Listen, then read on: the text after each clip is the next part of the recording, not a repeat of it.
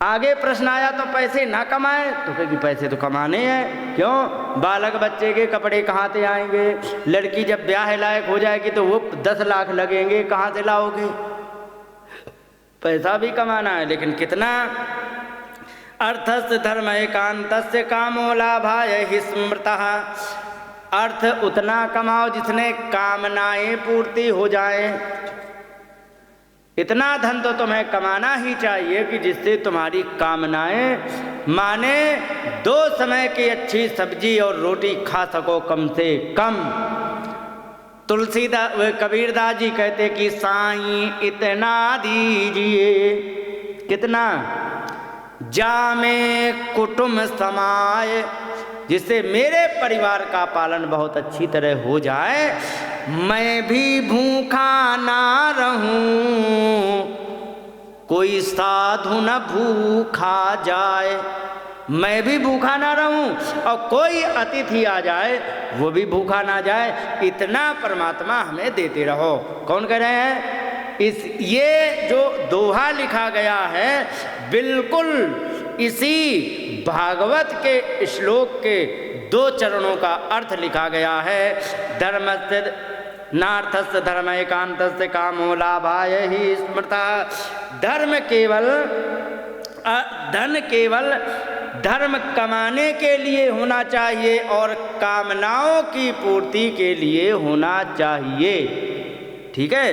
अब कहा कि ये बताओ तो कामनाएं, अगला स्टेप आ गया, तो कामनाएं कितनी होनी चाहिए?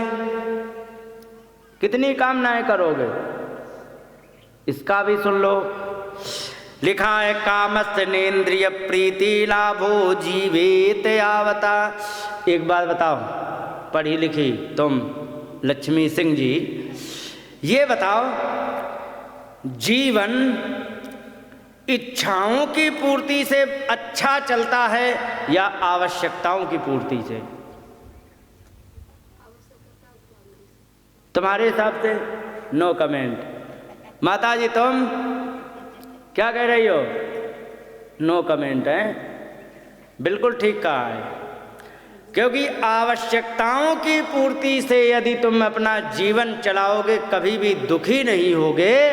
इच्छाओं की पूर्ति से जीवन चलाओगे कभी भी शांति से बैठ नहीं सकते हो। मालूम है क्यों?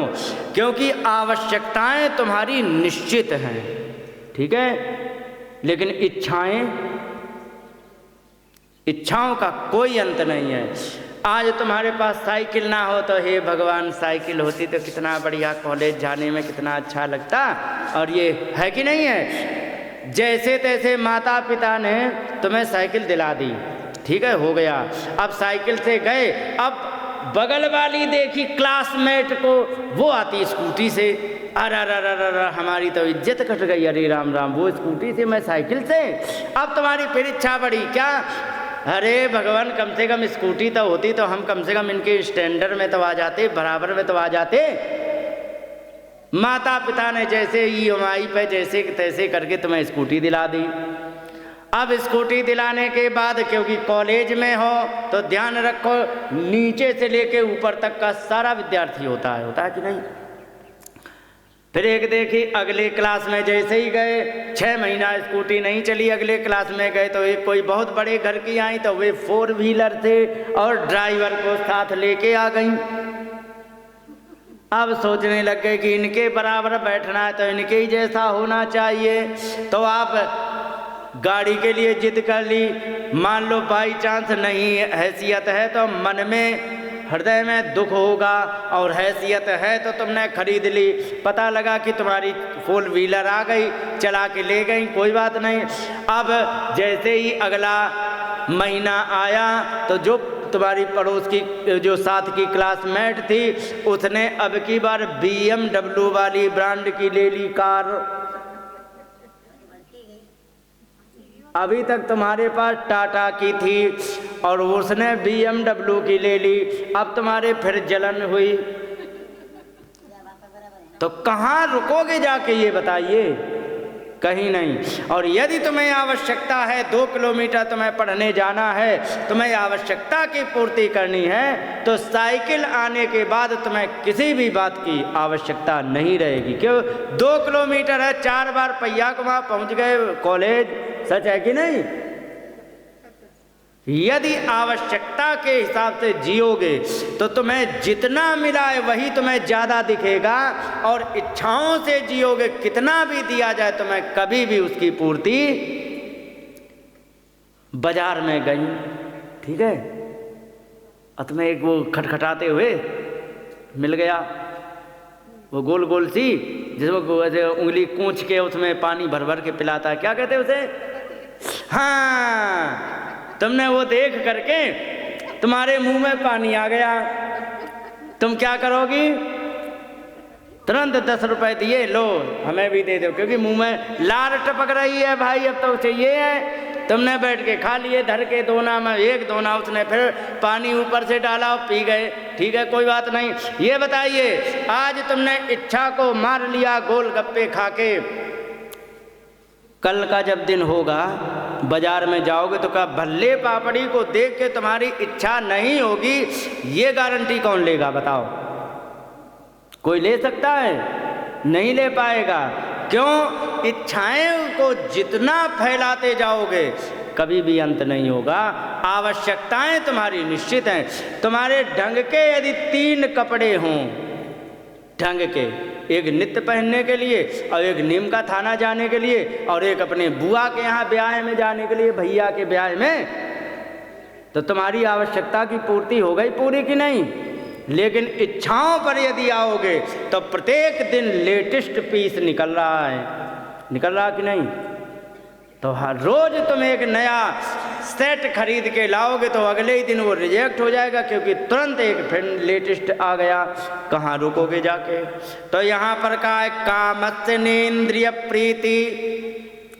कामनाएं कितनी होनी चाहिए? ना इंद्रिय प्रीति, इंद्रियों को तृप्त करने की कामनाएं मत करो। क्यों? वे कभी नहीं तृप्त होंगी। लाभो जीवेत यावता, जिससे तुम्हारा जीवन अच्छा चल जाए उसकी कामना करो। एक बात बताओ, तुम घर में हो, तुम्हें बढ़िया बढ़िया चूल्हे की हाथ की बनी मोटी मोटी रोटी, अच्छी पकी पकाई, उसमें 100 ग्राम घी और 1 कटोरा सब्जी तुम्हें मिल जाए, और एक जगह बैठ करके चकाचक पालो घी लगी रोटी, तुम्हारी पूर्ति हो गई कि नहीं? क्योंकि तुम्हारी वो आवश्यकता है, ये इच्छा नहीं है, आवश्यकता है, भोजन चाहिए भाई। लेकिन अगर जो तुम बाजार पहुंच जाओ, गोलगप्पे चाट लो, चाट खा लो, थोड़ी कचौड़ी खा लो, थोड़ा ये खा लो, पेट भर जाएगा? नहीं भरेगा, समझ गए? और अगर जो तुमने एक बार घी लगी रोटी खा ली, तुम दुनिया में घूम के आ जाओ, पेट भरा है, तुम्हें किसी भी चीज़ को देख करके इच्छा नहीं होगी, क्योंकि तुम्हारी आवश्यकता की पूर्ति हो गई। यदि तुम्हारी इंद्रियां स्थिर हैं, जीभ तुम्हारी नहीं देख के लपलपाती है, तो जान लीजिए कहीं भी चले जाओ आपके मन विचलित नहीं होगा। अब अगर जो तुम्हारी जीभ ही कहे कि नहीं हो, एक माता जी थी, कम से कम 50 रसगुल्ला खा गई, अब इन्हें रख दो, अभी थोड़ी देर में समय नहीं है, बाद में आके खा लेंगे। ले 50 खा गई, अभी बाकी रह गए। तो कामस्तेन्द्रिय प्रीति, कामनाएं वे जो इंद्रियों को तृप्त करें, ये कभी गलती से मत करना, क्योंकि इंद्रियां कभी भी तृप्त नहीं होती हैं। लाभो जीवेत यावता, जिससे जीवन चलता रहे, इसके लिए तुम्हें कामना करनी है। तो पूछा फिर जीवन किस लिए चलाना है? भाई जिंदा हो ना आप सब लोग, क्यों हो? खाओ पियो राधे राधे बस। भाई जीवन का कुछ लक्ष्य होगा ना, जैसे धर्म का लक्ष्य मोक्ष है, धन का लक्ष्य तुम्हारी कामनाओं की पूर्ति, कामनाएं तुम्हारे जीवन को चलाती रहो, तो जीवन क्यों चलाना भाई? इसका भी कोई लक्ष्य होगा। तो कहा जीवस्य तत्व जिज्ञासा, जीव का असली लक्ष्य ये होता है कि तत्व को पहचाने। तत्व क्या है? कि आया है तू कहाँ से और फिर जाएगा कहाँ, इतना ही मन विचार लो, बस हो गया भजन। यही तत्व है। और संसार में ये तो तुम्हें पता है कि कुछ भी इकट्ठे करो सब यहीं रह जाना। जो कर्म करोगे वही, इसी बात का पर्दाफाश करना है, यही समझना है। इसी को कहते तत्व जिज्ञासा। कबीरदास जी कहते तत्व की जिज्ञासा के लिए कि पर्दाफाश जिस समय हो गया तो क्या है, फिर तुम्हें क्या क्या दिखने लगेगा। तो कहने लगे कि घूंघट के पट खोल री तोए पिया मिले,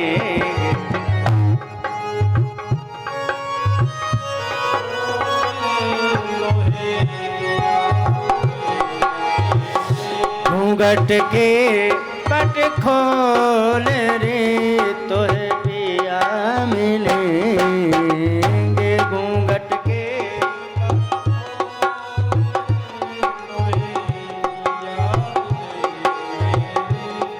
घूंघट का पर्दा क्या है मालूम है?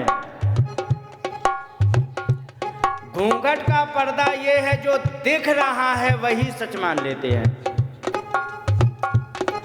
जबकि सच ये है कि जो दिख रहा है ये सब का सब नकली दिख रहा, असली तो कुछ और है। और जब वो वाला पर्दा हट जाएगा कि ये नकली दिखने का पर्दा जब दिमाग से हट जाएगा तो असली को फिर वही पिया मिलेंगे। घूंघट के पट खोल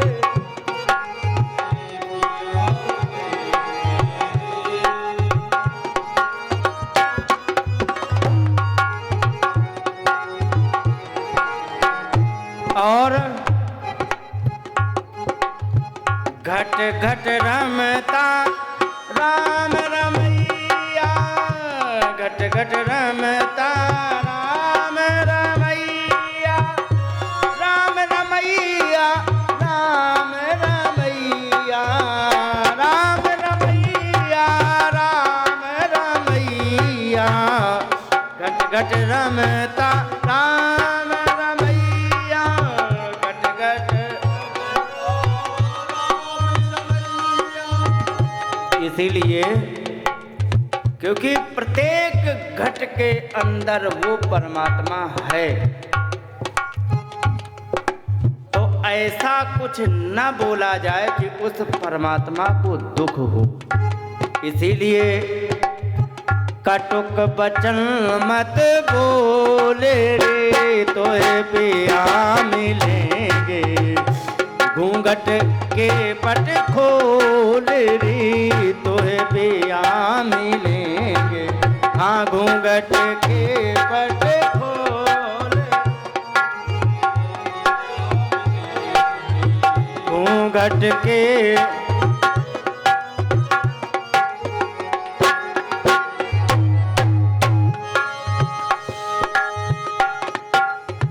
कहते कबीर सुनो भाई संतो, कहते कबीर सुनो भाई, सुनो भाई साधो, सुनो भाई साधो, सुनो भाई साधो, सुनो भाई साधो। कहते कबीर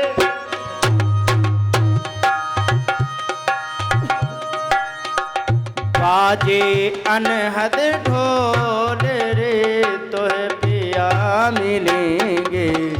बाजे अनहद ढोल रे तोहे पिया मिलेंगे। घूंघट के पट खोल रे तोहे पिया मिलेंगे।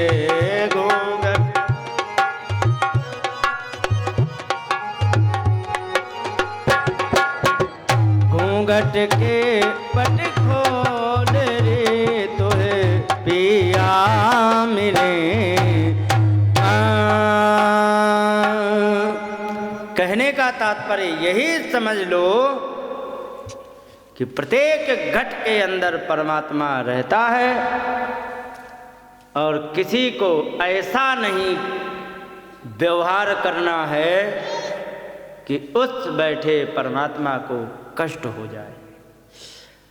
बोलिए वृंदावन बिहारी लाल की जय।